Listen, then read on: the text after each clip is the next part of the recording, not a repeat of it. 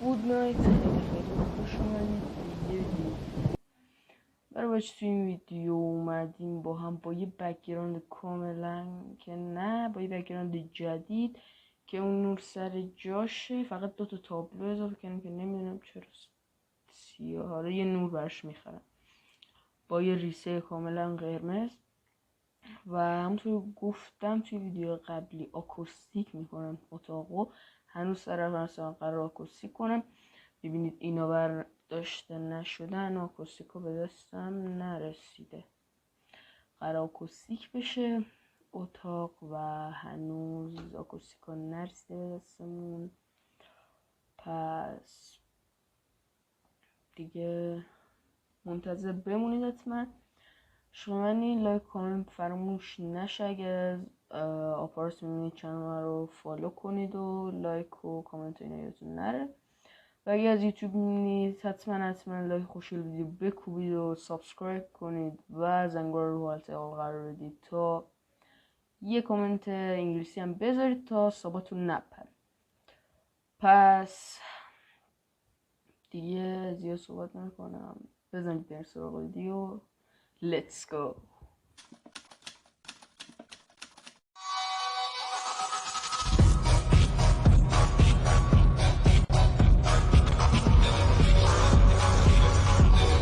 خوب باشه، توی این ویدیو اومدیم با هم درباره انیمیشنایی که پیشگویی شده درباره آینده پیشگویی کردن رو با هم براتون سکانساشو بذارم که این انیمیشن ها خیلیاش رو میشناسید. باب اسفنجی، سیمپسون ها که انیمیشن خیلی معروفیه درباره پیشگویی و این چیزا. یه ویدیو گذاشته بودم در پیشگویی های ترسیم سیمپسون ها درباره ایران و چیز که پیش بینی کرده بودن یه جنگ قرار راه بیفته. من این ویدیو رو تقریبا 6-7 ماه پیش گذاشتم، هنوز هیچ خبری نه از جنگ متعلق صداشم در نیامده.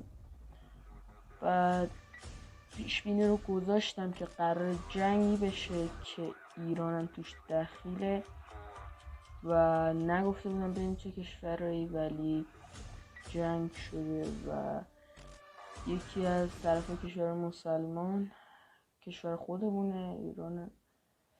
و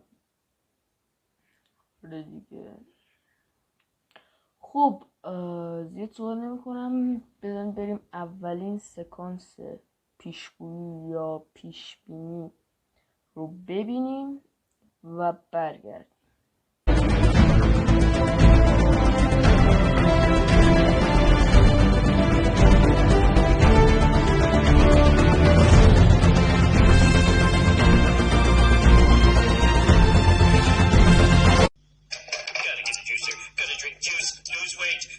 Chest pain from answering the phone anymore.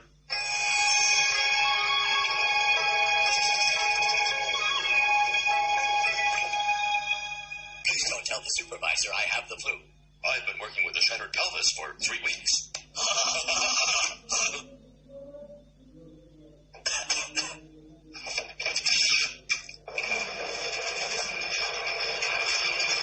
Oh, my juice loosener's never gonna come. Hey, Dad, this came from the mail. Woohoo! Mother, get an extra special hug ready. I bought you a new juicer. Good Lord. Flu germs entering every orifice in my head. Happy birthday.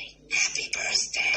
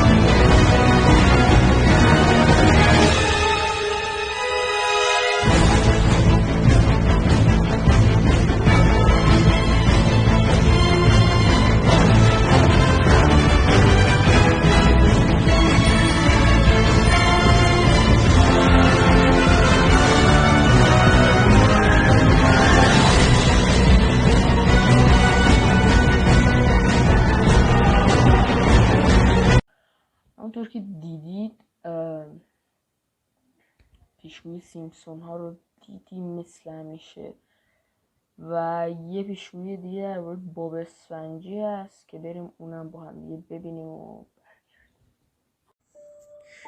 در فصل 10 انیمیشن باب اسفنجی قسمت ماشین زمان ما چند تئوری و فکت جدید و جالب رو از انیمیشن باب اسفنجی میبینیم که ممکنه برق از سرتون بپرونه. اگه میخواین که سرتون حسابی دود کنه جای نرین و این ویدیو رو تا آخر تماشا کنید.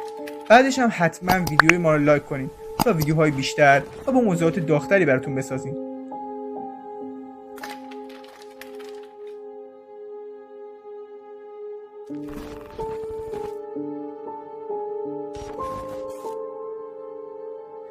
خب همونطور که توی اینتروی ویدیو گفتیم اومدیم درباره انیمیشن باب اسفنجی قسمت ماشین زمانش صحبت کنیم که توی اولین سکانسش ما یه عدد به عنوان SP129 میبینیم که از همون ابتدا به نظرمون عجیب میومد.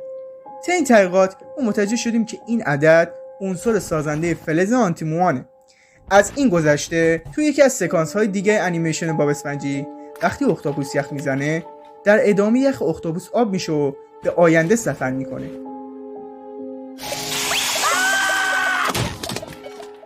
باب اسفنجی توی یه دیالوگ میگه در آینده همه چی از کروم ساخته میشه.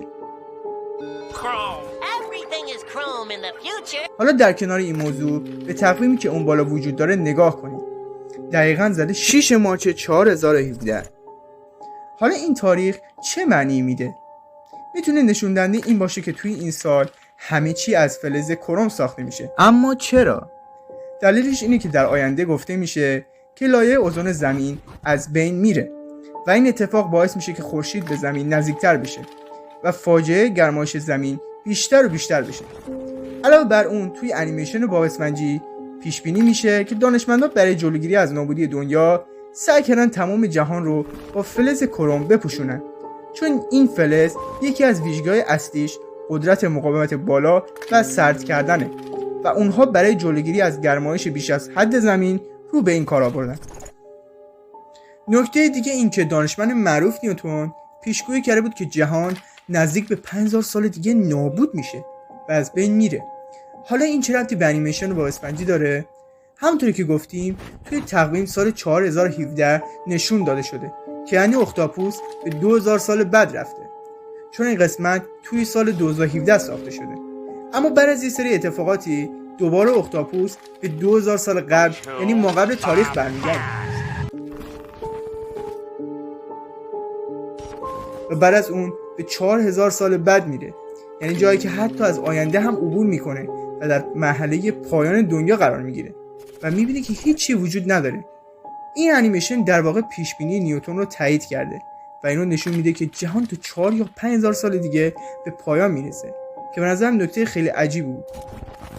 دقیقا شبیه همون چیزهایی که نیوتن توی یادداشتی که ازش به جا مونده نوشته بود و گفته بود دنیا به خاطر نزدیک شدن بیش از حد خورشید به زمین نابود میشه، که اتفاقا همه دانشمندا هم روی این موضوع اتفاق نظر دارن که زمین روز به روز به خورشید نزدیکتر میشه. و حالا این انیمیشن هم اومده و گفته که انسان‌ها برای مقابله با این مشکل زمین رو کامل از فلز و کروم میپوشونن، اما باز هم این راه حل کارساز نیست، چون همونطور که دیدیم اختاپوس بعد از سومین سفرش به جایی بعد از آینده با نیستی مطلق روبرو میشه.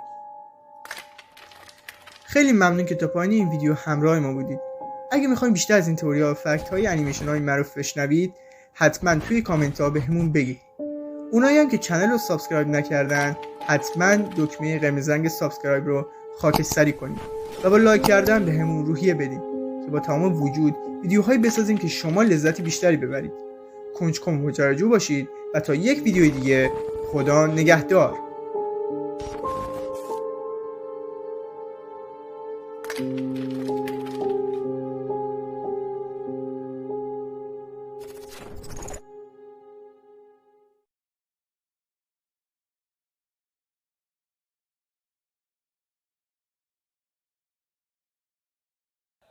بله برای بچه بود از این ویدیو. امیدوارم از این ویدیو خوشتون اومده باشه. لایک و کامنت یادتون نره. لایک خوشگل ویدیو بکوبید، چند بار حتما فالو کنید، یک کامنت بذارید برام، حتی کامنت هم ندارید کلمه چیزی تو کامنت ها بنویسید، چون واقعا برای ساخت این ویدیو اپلود این ویدیو واقعا زحمت زیاد میشه. نه تنها من، همه اپراتورها، همه یوتیوبرها واقعا نمیدونید پشت یه ویدیو 8 دقیقه 9 دقیقه که شما دارید اینا رو بی‌کیفیت رو کاری ندارم. خودم نمیگم خیلی با کیفیت، ولی بهتر شده نسبت به قبلا. واقعا پشت ویدیو 7 دقیقه که شما میبینید ما داریم اینجا قشنگ 2 ساعت 3 ساعت رو رکورد میکنیم. پس هیچی ازتون کم نمیشه. لایک خوشگل ویدیو بزنید و تا ویدیو بعد فعلا پیس.